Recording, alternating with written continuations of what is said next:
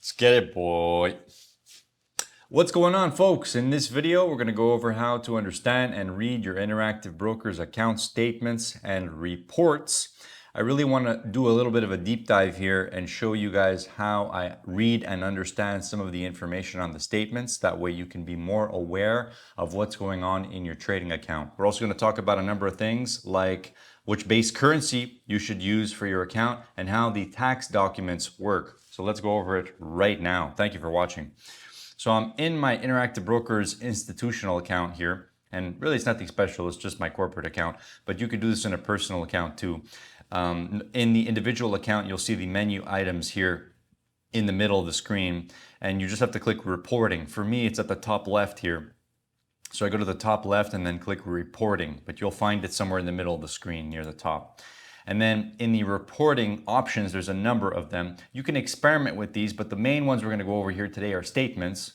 Now, there's different types of statements that you can generate for your account. Now, just to be clear, these statements contain all of the trading information for your account, either for purposes of tracking your trade stats, or maybe you want to import your trade stats into another software. They support exporting CSV files and just trade confirmations as well if you just need a simpler format. You guys should let me know what journaling software you use for your trading, and then I can go ahead and check to see if the format is accepted by those journaling softwares, and maybe I can make a video about that. You click on these right-hand arrows to generate statements or to run a statement, and it's pretty self-explanatory. The main pointers I can give about this is that I would say the two most reliable statement types that you can use are activity and realized summary. I found that the activity statement gives a little bit more detailed info. So why don't we run an activity statement? And you can also run custom statements, which we won't get into now, but you can basically fine tune on a very granular level which data you want to see in the statement. Here, we're just going to go over what's shown in the activity statement. So I clicked run, and now we have to tell it what time frame you want to run the statement for. You cannot run a statement for a time period longer than 365 days. So if you do under period, if you select the period and go to custom date range, if I put the end date further than a year away, you can see that the date range cannot exceed 365 days. So that's something to note. I don't think that's a terrible limitation. I think it's okay, to be honest. So let's say I generate a statement with a custom date range from 2023 to 2024, language English. That's interesting that they give you multiple language options here. And then what I typically do is I just view it in the browser, although you can download these and save them for your own reporting purposes.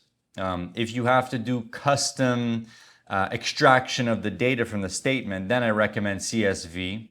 But I'll typically do view the HTML. If you did view PDF, on some browsers that may not work, but on most browsers, viewing HTML will work. So this is what an activity statement looks like. You can see we get the regulatory messages at the top. And by the way, this is a real account, but it's okay. I don't mind showing it to you because I don't really do much trading in this account. And even if it did have a lot of live trades in there, I wouldn't mind showing it. But I just think this one was simpler to show because there's not going to be loads and loads of transactions here. Scrolling down a little bit, these are all of the categories that appear on an activity statement. And when you click on a category, it's going to expand the information for that category. A lot of investors ask, what should I set my base currency to? Because Interactive Brokers actually allows you the option of changing your account base currency to US dollars. The main implication of doing that is that now all of your reporting is going to be done in that currency. That could be fine if you want to do all the currency exchange yourself, but just note that for tax purposes, you still have to report your income or expenses in the currency of where you're reporting your taxes. So if you're reporting taxes in Canada, it's in Canadian dollars, which means that if you put your account-based currency to US dollars, all of your reporting done by Interactive Brokers is going to be done in US dollars. And you're going to have to go ahead and convert all those balances to report them properly on your taxes. I would say it's best to just keep it in Canadian or keep it in the currency of where you report your taxes. Now, if you report your taxes in multiple places, then it's up to you to decide. So I personally keep mine in Canadian dollars. So under net asset value, you're going to get a basic view of any long or short positions you have and the total amounts in your account. So what you could see here on the left side is the positions on June 15, 2023, which was pretty much the open date of the account, as opposed to what the positions were on June 14, 2024. So about a year later, you can see that this is the difference in the positions. So we have some long bond positions that we didn't originally have, and we have some short cash positions that we didn't originally have. So you can see there's a column for long positions and a column for short positions. And this is just going to group it by asset class. So if you have equities, ETFs, cash, bonds, futures, Forex, etc. I guess Forex would go under the cash column too. And then interest accruals, which is showing how much you paid or did not pay in interest over that time period. On the right side, you'll see other columns that relate to the change in your net asset value. Sometimes you'll also see withholding tax here, which applies to dividends. One reason why I like to buy UST bills just to hedge my short Canadian dollar cash position is because I don't pay any upfront withholding taxes as a Canadian institution or Canadian investor.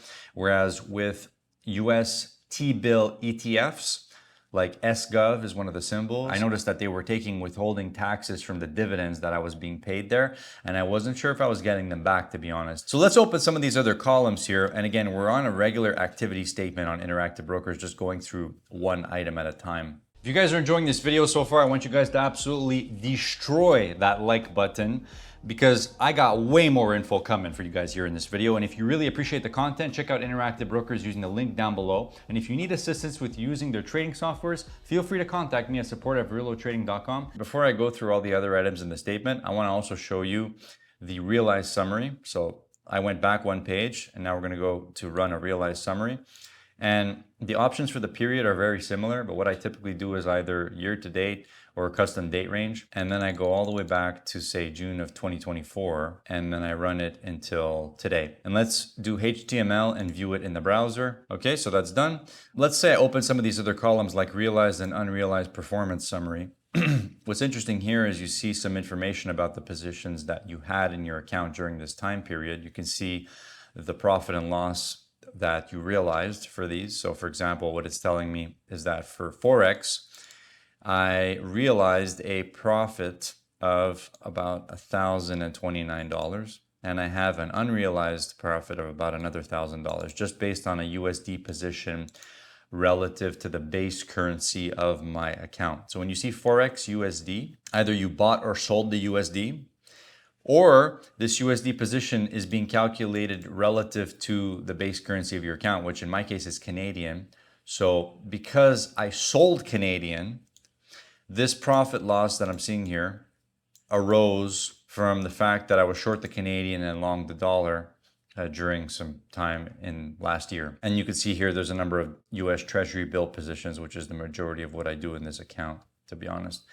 Then we can see open positions, which is in this case a UST bill that was open. Trades, which I would say are one of the most important things. Like if you're doing transaction by transaction accounting, which I think is the way you should be doing it. Actually, the software that I use for that is an open source software on Linux called GNU Cash. And I use that as my accounting software, and it's been going pretty well. Corporate actions is when the Treasury bills go until maturity. So you can see here the value of the Treasury bill positions and the realized profit loss for those positions. In this case, you could see that there was withholding tax initially on some of these dividends I earned from this SGov stock, but most of them seem to have gotten refunded after, which is okay. Here's interest accruals. Near the beginning of every month, you can see that they subtract or add money to your account based on your cash positions that you've accrued over the last month. So you can see since I've been holding a negative Canadian dollar position, you can see I do pay interest. That's how much I actually paid to be short the Canadian dollar last year, more or less. And then there's a column here called change in dividend accruals. Okay, so basically a lot of these columns, a lot of the information here is going to be relative to the kind of trading that you've done in your account. So because in this account I've done more T-bill trading, I'm seeing these columns like corporate actions and dividend and change in dividend accruals. Whereas if you're doing more stock trading, you may not see that. Now, if you need a more granular approach with your statements, like if you only need a specific piece of data and you want that exported to a CSV file for processing using your programmatic code or some other software, then I would probably recommend using a custom statement. I've never actually had to do this yet, but you'd go over here to create custom statements, And then it asks you the statement type and the statement name. You can just give it a name. And you have to basically check which items you want to add to the statement. So if you wanted only your trades, you would come over here and find trades and just check that. How you want it to display your profit loss, how you want it to display your positions. So I'd probably choose daily here just so I can see it on a granular level. It's just reviewing the items I set for the custom statement. I'm only showing trades. So let's create it. Custom statement saved. I can go to run. I can now run a statement with that year to date. And then let's do HTML view. So it's only showing the trades now. And if you wanted the Excel sheet for that, you would run it and just get the CSV instead, which would look something like this, which you can then examine and then determine if that's what you need or not. Now, if you generate a statement and it takes too long to process, it gets sent to batch statements here on the right side, and you'll see it'll do like a little different icon. And then once you see the right side arrow, it'll mean that it's ready to read. You might have that happen if their systems are under high load or if you generate a statement with a lot of data on it. All right, that's all I got to say today, guys. Thank you for watching, and I'll see you in the next video. Click here to check out my playlist of Interactive Brokers platform videos. There's a lot of information there. And click here to learn about some of the custom studies I write for Sierra Chart. See you guys soon.